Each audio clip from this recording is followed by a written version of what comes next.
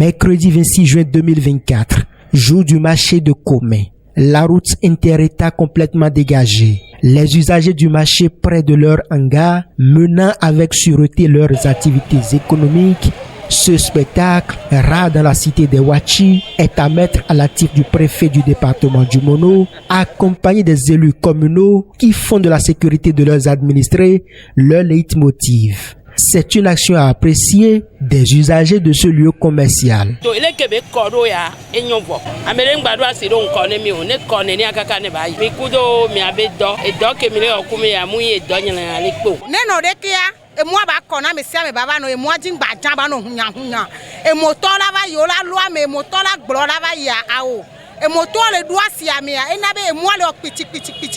Les usagers du marché qui traînent encore les pas devront vite rentrer dans les rangs car les autorités communales sont décidées à en finir avec ce phénomène qui constitue un risque pour les citoyens de la ville vitrine du département du Mono.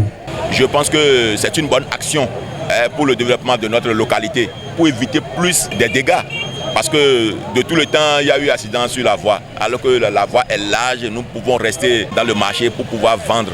Mais vous savez, nos femmes justifient leur raison du fait qu'elles n'arrivent pas à vendre.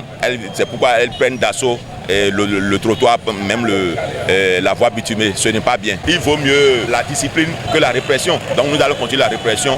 Moi-même, tous les jours du marché, je dois passer par ici, m'arrêter et puis les discipliner avant de partir. Je pense qu'avec cette répression, le meilleur va venir. La pression sera ainsi maintenue pour qu'à terme, les citoyens de la ville de Komé et ceux venant d'ailleurs puissent circuler librement. Le préfet du département du Mono voudrait bien compter sur la bonne volonté des usagers de ce marché. Nous allons maintenir la pression autour des usagers pour que de façon régulière, ces descentes se font pour traduire en habitude ce comportement que nous avons noté ce jour afin que ce marché puisse vraiment profiter aux uns et aux autres et réduire considérablement les risques d'accidents auxquels sont confrontés les usagers.